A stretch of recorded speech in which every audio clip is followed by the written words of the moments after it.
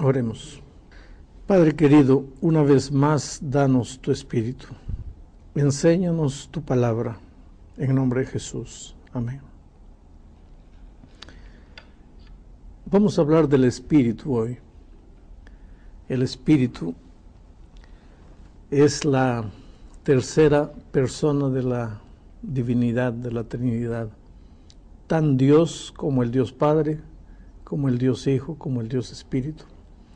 Interesante que la vida de Cristo en esta tierra fue una vida llena del Espíritu. Dice San Lucas 4:1, Jesús, lleno del Espíritu, volvió al Jordán y fue llevado por el Espíritu al desierto. Mira, Jesús tenía la vida llena del Espíritu y era una vida dirigida por el Espíritu. Versículo 14 dice, y Jesús volvió en el poder del Espíritu a Galilea, y se difundió su fama por toda la tierra de alrededor. Él volvió en el poder del Espíritu.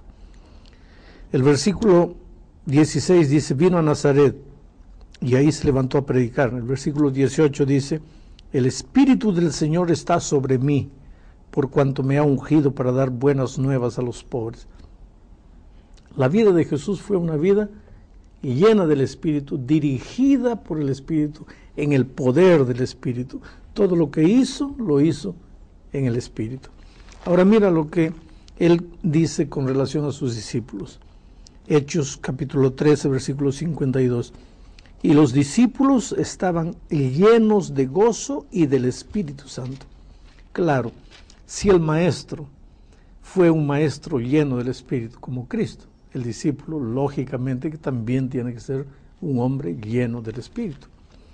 Aquí en Gálatas capítulo 5 encontramos el consejo de Pablo a los cristianos en el versículo 16. Digo pues, andad en el Espíritu y no satisfagáis los deseos de la carne, porque el deseo de la carne es contra el Espíritu y el del Espíritu es contra la carne, y estos se oponen entre sí para que no hagáis lo que quisierais. Pero si sois guiados por el Espíritu, entonces ya no estáis bajo la condenación de la ley. Y manifiestas son las obras de la carne. Las obras de la carne son adulterio, fornicación, etcétera, etcétera, etcétera. Mas el fruto del Espíritu es amor, gozo, paz, paciencia, benignidad, bondad, etcétera, etcétera, etcétera. Si vivimos en el Espíritu, versículo 25, andemos también por el Espíritu.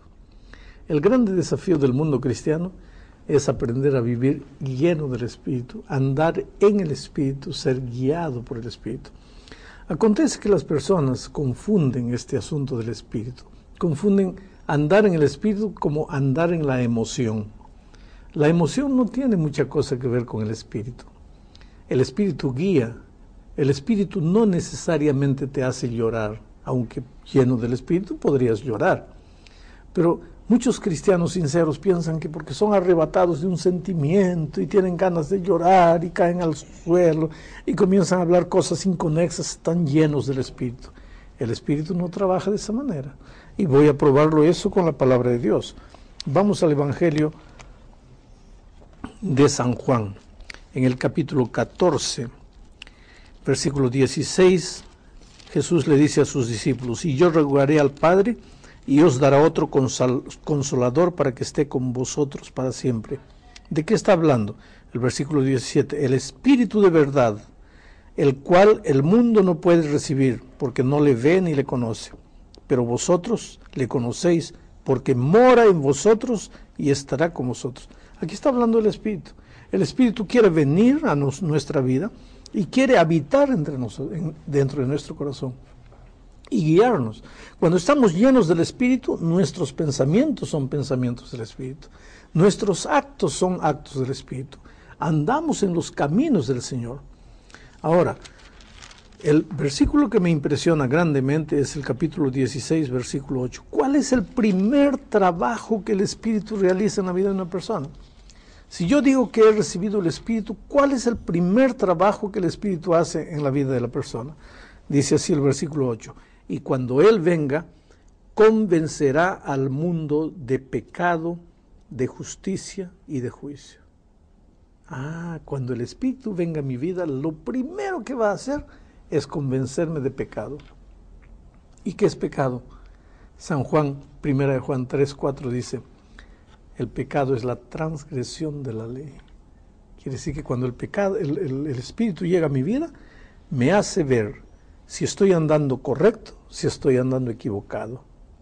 Inmediatamente me enseña a andar en los caminos de Dios.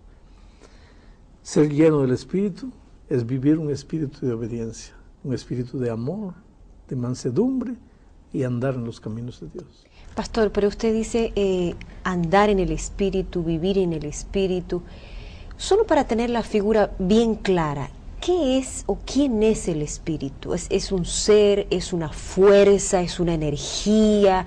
¿Qué es el Espíritu o quién es en todo caso? Mira, cuando tú piensas en el Padre, a ver, cierra el ojo, trata de imaginar al Padre. Imaginas un anciano vestido de blanco, de cabellos blancos.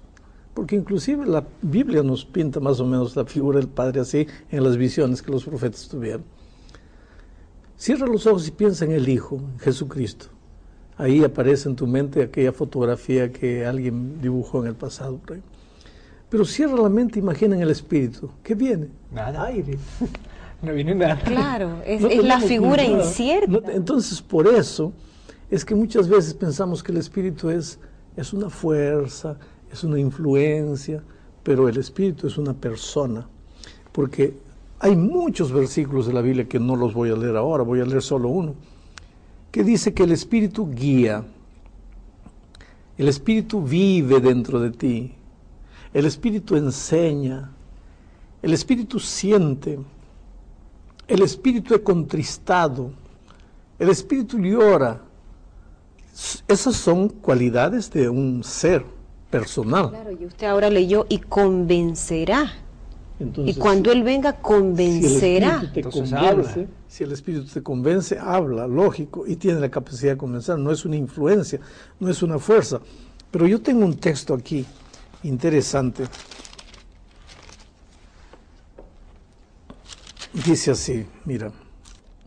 Bueno, no lo tengo infelizmente en este momento, pero es un texto que menciona al Espíritu clamando con gemidos indecibles.